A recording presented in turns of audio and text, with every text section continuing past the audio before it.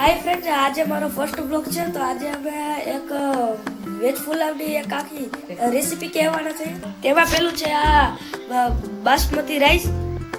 આ અમે ધોઈને સાફ કરીને તૈયાર રાખ્યા। આ છે બટાકા, બે બટાકા નાના નાના ટુકડા, અને આ છે ડુંગળી, આ છે ટમેટા, આ વટાણા, ફૂલગોબી અને મરચા, અને આ છે ધાણા, અને આ છે લસણ આદુની પેસ્ટ। તો ચાલો આપણે અટાણે ગેસ ચાલુ કરીએ। થઈ ગયો અને અટાણે મૂકો આપણે કુકર, અને થઈ ગઈ આપણી તૈયારી ચાલુ। હવે નાખીએ આપણે થોડુંક તેલ। ચાલો નાખી દીધું છે। કેટલું તેલ નાખવાનું? 4 પાવ। તો ગાય અટાણે આપણે તેલ નાખી દીધું છે। આપણું તેલ ગરમ થઈ જાય પછી આપણે નાખવાનો છે આખો મસાલો। નાખો આખો મસાલો।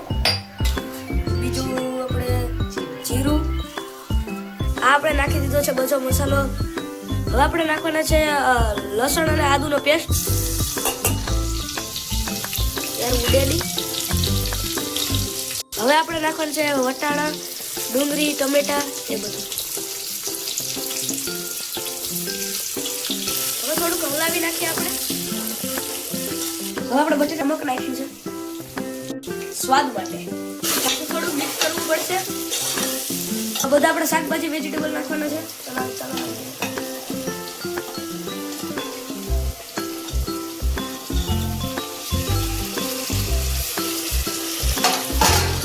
આને પણ આપણે મિક્સ કરીએ।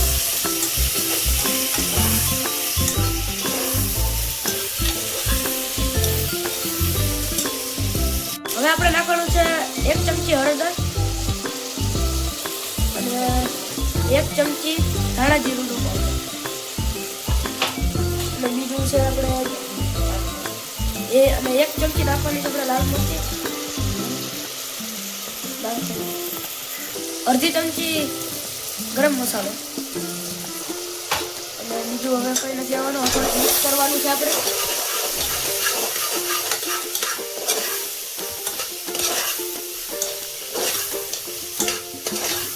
તો ગાઈસ સારી રીતના પેસ્ટ થઈ ગઈ। હવે આપણે થોડુંક કરવાનું પેક, પછી પાછું આપણે થોડુંક મિક્સ લેવાનું। થોડુંક પાણી નાખવાનું, 1 જ ગ્લાસ નાખવાનો। તો જો તો હવે થોડુંક આપણે તેલને છાંટાનું અને એટલા માટે થોડુંક છેટું નાખીને થોડુંક હલાવીને થોડુંક આપણે મસાલો વેજ બિરયાની મસાલો નાખી દીધો આપણે। તો ગાઈસ આવું કંઈક છે અટાણે। હવે ઉપરથી આપણે નાખવાનું છે ધાણા ભાજી અને પુદીનો। નાખી દીધું। હવે પાછું થોડીક વાર પાછું હલાવી નાખીએ આપણે। હવે થોડીક વાર ઉકળવા દેવાનું। હવે આપણે અટાણા પાણી ઉકળી અને હવે આપણે બાસમતી ચોખા થોડાક નાખવાના છે। તો ચાલો અટાણા રાઈસ નાખી દઈએ।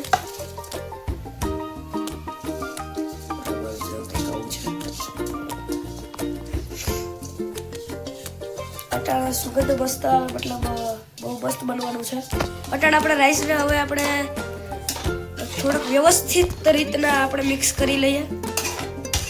આને કેટલી મિનિટ રાખવાનું?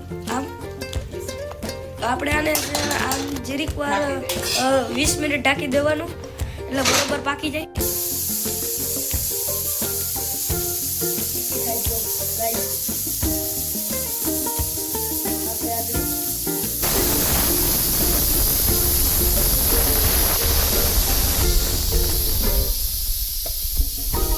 કુકર આપણે ગેસ ઉપરથી ઉતારીને થઈ ગયું છે।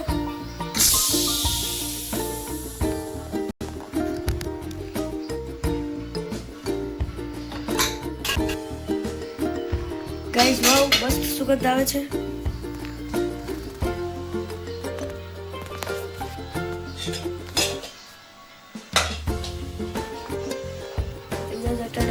આપણે રાઈસ જોવા થોડું હલાવી દઈએ। વાવ, બહુ મસ્ત થયું છે। હલાવો હલાવો।